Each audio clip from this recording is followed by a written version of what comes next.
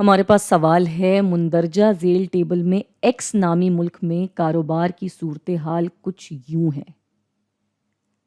ٹھیک ہے، اب اس ٹیبل کو دیکھتے ہوئے ہم نے ان سوالات کے جوابات دینے ہیں۔ تو پہلا سوال اس میں ہے، اس ملک کی بے روزگاری کا حساب لگائیں۔ ٹھیک ہے، تو اس کے لیے تو سب سے پہلے ہمیں بے روزگاروں کی تعداد نکالنی ہوگی، پھر برسر روزگار اور بے روزگاروں کو جمع کریں گے، ان دونوں کو آپس میں تقسیم کر کے 100% سے ضرب دیں گے تو ہمارے پاس اس کا جواب آئے گا، جو کہ ہم نے سامنے نکالا ہوا ہے۔ تو اس کا جواب ہے 10%، یعنی اس ملک میں بے روزگاری 10% ہے۔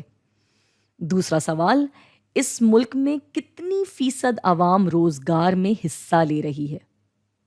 ایک دفعہ پھر ہم کام کرنے والی عوام کی تعداد لیں گے، پھر کام کرنے والی عوام اور کام نہ کرنے والی عوام کی تعداد کو جمع کریں گے، ان دونوں کو آپس میں تقسیم کریں گے اور پھر 100% سے ضرب دے دیں گے، جو کہ ہم نے یہ سامنے کیا ہوا ہے، اور اس پہ ہمارا جواب آ رہا ہے یہ، یعنی اتنی فیصد عوام اس وقت روزگار میں حصہ لے رہی ہے۔ ہم بڑھے تیسرے سوال پر۔ اگر ہم صارفین کے استعمال کی اشیاء اور کاروباری استعمال کی اشیاء کو مد نظر رکھتے ہوئے پروڈکشن پاسبلٹی کرو بنائیں تو اس میں بے روزگاری کہاں دکھے گی؟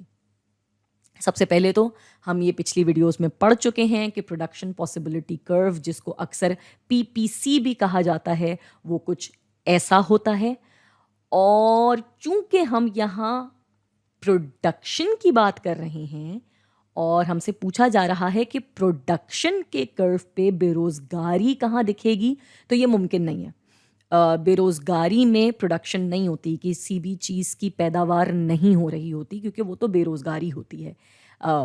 معاشیات کے نظریے میں بے روزگاری اس صورتحال کو کہا جاتا ہے جب کوئی شخص یا کوئی خاص تعداد اشخاص کی کسی قسم کی پیداوار میں حصہ نہ لے رہی ہو۔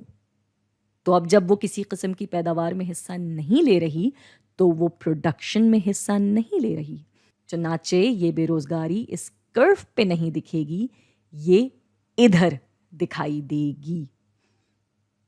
تو ہمارا پروڈکشن پاسبلٹی کرو ویسا ہی رہے گا اور بے روزگاری اندر کہیں پر موجود ہے۔ اور یہ ہو گیا ہمارا سوال حل۔